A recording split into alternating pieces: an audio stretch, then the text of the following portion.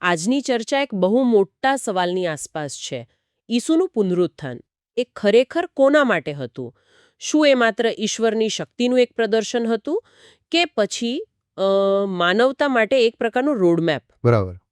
આપણી પાસે જે સ્ત્રોત છે એ તો દલીલ કરે છે કે તે આ બંને કરતાં પણ કંઈક વધારે હતું. હા, જાણે કે કોઈ બ્રહ્માંડ વ્યાપી અદાલત ચાલી રહી હોય અને એમાં ઈશ્વરના પક્ષે રજૂ થયેલો આ અંતિમ પુરાવો હતો. અને આખી વાત રોમનોને પત્રના અધ્યાય 1 શ્લોક 4 પર કેન્દ્રિત છે, જે કહે છે કે ઈસુ મૃત્યુમાંથી પુનરુત્થાન દ્વારા શક્તિશાળી રીતે ઈશ્વરના પુત્ર તરીકે જાહેર થયા હતા. બરાબર. અને આ આખી ચર્ચા છે ને એ આ ઈશ્વરના પુત્ર શબ્દના અર્થ પર જ ટકેલી છે.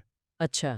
કારણ કે આ શબ્દના બે અલગ અલગ અર્થઘટન થઈ શકે છે અને એ બંને આપણને સાવ જુદી દિશામાં લઈ જાય છે. જેમ કે શું એનો અર્થ એ છે કે ઈસુ એકમાત્ર હતા, મતલબ કે ખુદ સર્જનહાર, કે પછી એનો અર્થ એવો છે કે તેઓ આપણા જેવા જ પણ પ્રથમ હતા?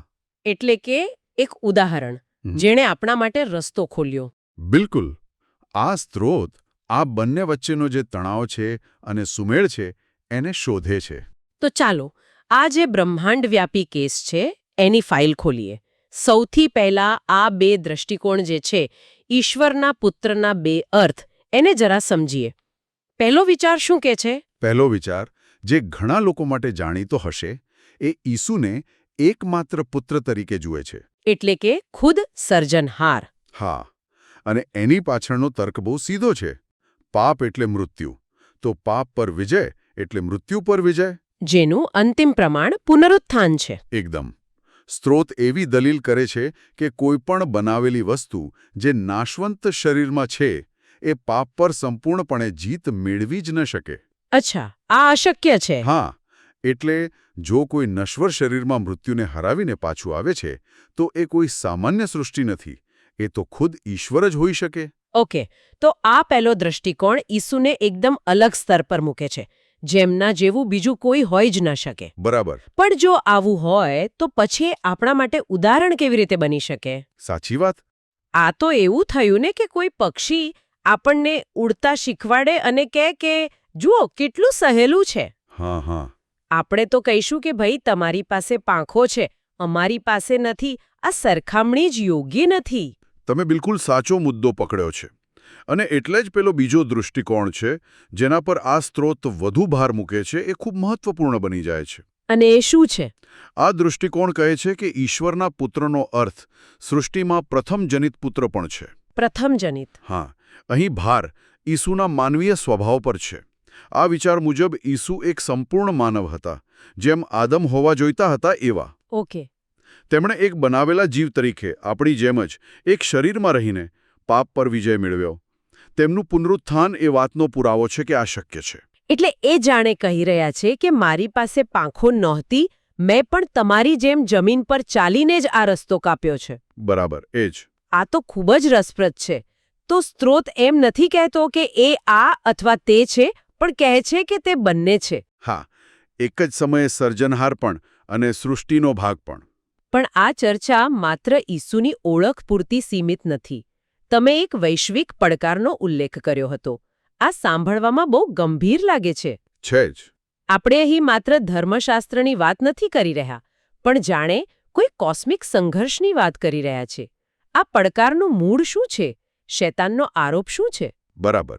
હવે આપણે ધર્મશાસ્ત્રના વર્ગખંડમાંથી નીકળીને સીધા બ્રહ્માંડની અદાલતમાં પ્રવેશી રહ્યા છીએ. ઓકે.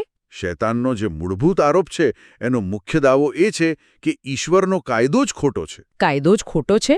હા, તે કહે છે કે ઈશ્વરની આજ્ઞાઓ કે ઈશ્વરને પ્રેમ કરો અને તમારા પાડોશીને પ્રેમ કરો એ બનાવેલા જીવો માટે પાળવી અશક્ય છે. અશક્ય. હા, તે દાવો કરે છે કે મનુષ્ય પોતાના સ્વભાવથી જ સ્વાર્થી છે અને એ ક્યારેય નિસ્વાર્થ પ્રેમ કરી જ ન શકે. ટૂંકમાં એ કહે છે કે તમે જે નિયમો બનાવ્યા છે એ જ ખામીયુક્ત છે. કેમ? કારણ કે જેમના માટે બનાવ્યા છે એ લોકો તેનું પાલન કરી શકે એમ જ નથી. એક મિનિટ. આ તો આખી નૈતિક વ્યવસ્થાને ઊંધી પાડી દે છે. જો શૈતાન સાચો હોય તો એનો અર્થ એ કે સારું અને ખરાબનો કોઈ મતલબ જ નથી. ખરું. આ તો ખૂબ જ ભયાનક વિચાર છે. જો એનો દાવો સાચો સાબિત થઈ જાય તો એના પરિણામો શું આવે? પરિણામો ભયંકર છે અને સ્ત્રોત એને એકદમ સ્પષ્ટ રીતે રજૂ કરે છે. જો શૈતાન સાચો હોય તો પહેલું, ઈશ્વરની આજ્ઞાઓ અતાર્કિક અને અન્યાયી છે. કેમ કે એવો નિયમ બનાવ્યો જે કોઈ પાળી જ ન શકે. બરાબર, એ પોતે જ એક અન્યાય. બીજું, ઈશ્વર જૂઠ્ઠા છે. કારણ કે તેઓ દાવો કરે છે કે એમની આજ્ઞાઓ સારી છે અને પાળી શકાય છે. ચોક્કસ. અને ત્રીજું, અને આ સૌથી ભયાનક છે, ઈશ્વર એક હત્યારા છે. હત્યારા? એ કઈ રીતે? કારણ કે તેઓ એવા નિયમો તોડવા માટે સજા કરે છે જે તોડવા સિવાય જીવો પાસે કોઈ વિકલ્પ જ નથી. ઓહ! અને જો આ બધું સાચું હોય તો છેલ્લો નિષ્કર્ષ શું નીકળે? કે પાપ જેવી કોઈ વસ્તુ અસ્તિત્વમાં જ નથી અને શૈતાન કોઈ ગુનેગાર નથી, પણ એક સત્ય બોલનારો છે. જે એક અન્યાયી સિસ્ટમ સામે અવાજ ઉઠાવી રહ્યો છે. વાહ! આ તો ઈશ્વરના ચારિત્ર પર સીધો હુમલો છે. આખા બ્રહ્માંડના ન્યાયનો સવાલ છે. બિલકુલ. તો પછી આટલા મોટા આરોપો સામે ઈશ્વર પોતાનો બચાવ કેવી રીતે કરે છે? પુનરુત્થાન આ વૈશ્વિક કાનૂની કેસમાં નિર્ણાયક પુરાવો કેવી રીતે બને છે? ઈસુનું પુનરુત્થાન એ જ ઈશ્વરનો જવાબ છે. એ એક્ઝિબિટ એ છે. એટલે કે મુખ્ય પુરાવો. હા, એ કોઈ શબ્દોમાં આપેલો જવાબ નથી, પણ એક જીવંત પુરાવો છે. ઈસુએ એક માનવ તરીકે શ્રાપિત શરીરમાં રહીને... એક મિનિટ, અહીં શ્રાપિત શરીરનો અર્થ શું છે? શું આપણે શારીરિક નબળાઈ, બીમારી અને મૃત્યુની વાત કરી રહ્યા છીએ? સારો પ્રશ્ન છે. અહીં શ્રાપિત શરીરનો અર્થ એ બધી જ મર્યાદાઓ છે જે આદમના પતન પછી માનવજાત પર આવી. ઓકે. એમાં શારીરિક નબળાઈ, થાક, બીમારી અને અંતે મૃત્યુ તો છે જ, પણ સાથે સાથે પાપ તરફનું આકર્ષણ અને લાલચનો સામનો કરવાની સતત મથામણ પણ શામેલ છે. સમજાયું. ઈસુએ આ બધી જ મર્યાદાઓ અને દબાણો હેઠળ એક એવા શરીરમાં રહીને આજ્ઞાપાલન કર્યું જે પાપ કરવા માટે સતત લલચાતું હતું. અને તેમ છતાં એમણે સંપૂર્ણ જીવન જીવી બતાવ્યું. બરાબર. અને આ પુરાવો શૈતાનની દલીલને જડમૂળથી ઉખાડી નાખે છે. એ સાબિત કરે છે કે ઈશ્વરની આજ્ઞાઓ સાચી, ન્યાયી અને પાળવા યોગ્ય છે, ભલેને પરિસ્થિતિ ગમે તેટલી મુશ્કેલ કેમ ન હોય. સમજાયું. પણ સ્ત્રોતે પણ સ્પષ્ટ કરે છે કે ઈસુએ આ પોતાની માનવીય શક્તિથી એકલા હાથે નથી કર્યું. એમાં પવિત્ર આત્માની ભૂમિકા પર ખૂબ ભાર મૂકવામાં આવ્યો છે. આ કેવી રીતે કામ કરે છે? હા, અને આ મુદ્દો આખા કેસનો સૌથી મહત્વનો ભાગ છે. ખાસ કરીને જ્યારે આપણે ઈસુને પ્રથમ જનિત પુત્ર તરીકે જોઈએ છીએ ત્યારે.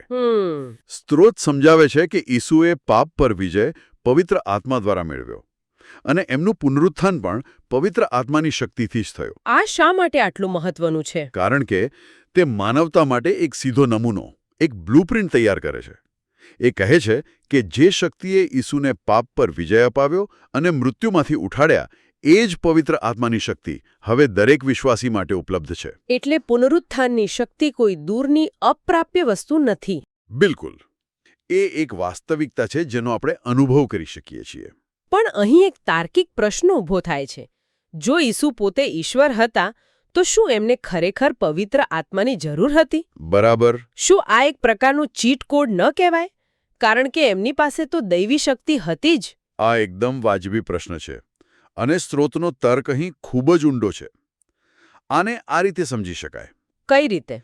માની લો કે એક મહાન એન્જિનિયર એક એવી કાર બનાવે છે જે ફક્ત એક ખાસ પ્રકારના બળતણ પર ચાલી શકે છે. ઓકે. પછી જો એ એન્જિનિયર પોતે જ એ કારને બીજા કોઈ બળતણથી ચલાવવાનો પ્રયત્ન કરે તો એ પોતાની જ ડિઝાઇનને તોડી રહ્યો છે. સાચી વાત છે. સ્ત્રોત મુજબ ઈશ્વરે બ્રહ્માંડની રચના જ એવી રીતે કરી છે કે શ્રાપિત શરીરમાં રહેલો માનવ પવિત્ર આત્માની મદદ વિના પાપ પર વિજય મેળવી જ ન શકે. આ સિસ્ટમનું બળતણ પવિત્ર આત્મા છે. ઓકે. તો જ્યારે ઈસુ, જે આ સિસ્ટમના સર્જક છે, તેમણે માનવ શરીર ધારણ કર્યું ત્યારે તેમને પોતાની જ બનાવેલી સિસ્ટમનું પાલન કર્યું. જેથી તે આપણા માટે એક સાચું ઉદાહરણ બની શકે. એકદમ. જો તેઓ પવિત્ર આત્માની મદદ વગર જીત મેળવી લેતા, તો એ ફરીથી પેલી પક્ષીવાળી વાત થઈ જાત. બરાબર. અને બીજું, જો તેઓ પવિત્ર આત્માની મદદ ન લેતા, તો એનો અર્થ એ થાત કે તેઓ જાણી જોઈને પાપ કરવાનું પસંદ કરી રહ્યા છે. કારણ કે તેમણે જ નિયમ બનાવ્યો છે કે આત્મા વિના આજ્ઞા પાલન અશક્ય છે અને ઈશ્વર માટે પાપ કરવું અશક્ય છે. આ ખરેખર ઊંડી વાત છે. તો ઈસુનું પુનરુત્થાન એ પ્રથમ પુરાવો હતો, શું આ પુરાવો ત્યાં જ પૂરો થઈ જાય છે કે પછી આ પ્રક્રિયા આગળ વધે છે? ના, આ પ્રક્રિયા ત્યાં અટકતી નથી. સ્ત્રોત મુજબ આ પુરાવાની પ્રક્રિયા 2 તબક્કામાં થાય છે. 2 તબક્કામાં? હા, પહેલો અને મુખ્ય તબક્કો ઈસુનું પુનરુત્થાન છે. પણ અંતિમ તબક્કો ત્યારે પૂરો થશે જ્યારે ઈસુના અનુનાયીઓ એટલે કે શહીદો પણ પુનરુત્થાન પામશે. એટલે કે બીજા લોકો પણ આ કરી બતાવશે? બરાબર. જ્યારે પૂરતી સંખ્યામાં મનુષ્યો ઈસુના ઉદાહરણને અનુસરીને પવિત્ર આત્માની શક્તિથી મૃત્યુ સુધી આજ્ઞાનું પાલન કરશે અને અંતે પુનરુત્થાન પામશે. ત્યારે બ્રહ્માંડની અદાલતમાં શૈતાનનો દાવો હંમેશ માટે શાંત થઈ જશે. અને જ્યારે આ સાબિતી પૂર્ણ થશે, જ્યારે આ વૈશ્વિક કેસનો ચુકાદો આવી જશે, ત્યારે શું થશે? જ્યારે આજ્ઞાઓની સત્યતા અને યોગ્યતા નિર્વિવાદપણે સાબિત થઈ જશે, ત્યારે તે જ ન્યાયનો આધાર બનશે. ઓકે. જે લોકો જાણી જોઈને પોતાના પાડોશીને નુકસાન પહોંચાડે છે, એમના માટે કોઈ બહાનું નહીં રહે. તેઓ એવું નહીં કહી શકે કે હું મારી જાતને રોકી ન શક્યો અથવા આ તો મારા સ્વભાવમાં જ છે. બિલકુલ. પુરાવો સ્પષ્ટ હશે કે એમની પાસે યોગ્ય માર્ગ પસંદ કરવાનો વિકલ્પ હતો, પણ તેમણે પસંદ ન કર્યો. ત્યારે ઈશ્વરની આજ્ઞાઓ માત્ર એક આદર્શ નહીં, પણ બ્રહ્માંડનો એક કાર્યકારી અને ન્યાયી કાયદો બની જશે. સ્ત્રોતમાં દૂતોનો પણ ઉલ્લેખ છે. આ બધી માનવીય બાબતોની એમના પર શું અસર થાય છે? આ એક એવો મુદ્દો છે જે ઘણીવાર ચર્ચામાંથી બહાર રહી જાય છે, પણ બહુ મહત્વનો છે. દૂતો પાસે આપણી જેમ શ્રાપિત શરીર નથી, તેથી એમના માટે આજ્ઞા પાળવી પ્રમાણમાં સરળ હોવી જોઈએ. તેમ છતાં આપણે જાણીએ છીએ કે શૈતાન અને અન્ય દૂતોએ પણ બળવો કર્યો હતો. હા, એ વાત સાચી છે. સ્ત્રોત સૂચવે છે કે એમની સ્વતંત્ર ઈચ્છા પણ સંપૂર્ણ રીતે પરિપક્વ નથી અને એમનામાં પણ પાપ કરવાની સંભાવના રહેલી છે. તો એનું શું? ઈસુના વધસ્તંભ પર પ્રગટ થયેલો જે નિસ્વાર્થ પ્રેમ અને પુનરુત્થાનની શક્તિ છે, એ એટલી પ્રચંડ છે કે તે માત્ર માનવોને જ નહીં પણ દૂતોને પણ અસર કરે છે. અચ્છા. એ પ્રેમ જોઈને દૂતોની સ્વતંત્ર ઈચ્છા પણ ઈશ્વર પ્રત્યે સંપૂર્ણપણે પ્રતિબદ્ધ બને છે. આમ આ ઘટના દ્વારા સમગ્ર સૃષ્ટિમાંથી માનવો અને દૂતોમાંથી પાપની સંભાવનાનો જ કાયમ માટે નાશ થાય છે. તો આપણે આ ચર્ચામાંથી જો મુખ્ય વાત શીખ્યા તે એ છે કે પુનરુત્થાનને માત્ર એક ચમત્કાર તરીકે જોવું એ ભૂલ છે. હા, એનાથી ઘણું વધારે છે. આ સ્ત્રોત મુજબ એ તો એક બ્રહ્માંડ વ્યાપી કાનૂની કેસમાં રજૂ થયેલો સૌથી મોટો પુરાવો છે. એક્ઝિબિટ એ. બરાબર. જેણે ઈશ્વરના ચારિત્ર્ય અને તેમના કાયદા પર લાગેલા આરોપોને હંમેશ માટે રદ કરી દીધા. એકદમ. અને તે એક જ સમયે ઈસુની દૈવી ઓળખ પણ સાબિત કરે છે અને માનવતા માટે સંપૂર્ણતાનો માર્ગ પણ ખોલે છે. બરાબર કહ્યું. તે માત્ર એક ઘટના નથી, પણ ઈશ્વરના ચારિત્ર્યની જીત અને એમની યોજનાની પરાકાષ્ઠા છે. બરાબર. અને અંતે શ્રોતાઓ માટે એક વિચાર પ્રેરક પ્રશ્ન મૂકીએ. ચોક્કસ. સ્ત્રોત દલીલ કરે છે કે કોઈ પણ બનાવેલો જીવ, પછી તે માનવ હોય કે દેવદૂત, પોતાની શક્તિથી પાપ પર સંપૂર્ણ વિજય મેળવી શકતો નથી. આ માટે ઈશ્વરની કૃપા એટલે કે પવિત્ર આત્માની શક્તિ અનિવાર્ય છે. અને આ માર્ગ બતાવવા માટે ખુદ સર્જનહારે માનવ બનીને પોતાની જ બનાવેલી સિસ્ટમનું પાલન કરવું પડ્યું. હા. તો પ્રશ્ન એ થાય છે કે જો સંપૂર્ણ આજ્ઞાપાલન માટેનું એકમાત્ર મોડેલ ખુદ સર્જનહારનું માનવ બનવું હતું, તો તે આપણી સ્વતંત્ર ઈચ્છા અને સર્જનના મૂળભૂત સ્વભાવ વિશે શું કહે છે? એટલે કે શું સૃષ્ટિ તેની પૂર્ણતા માટે હંમેશા સર્જનહારની આટલી સીધી અને વ્યક્તિગત ભાગીદારી પર જ આધારિત છે? બરાબર, એ જ. એના પર વિચારવા જેવું છે.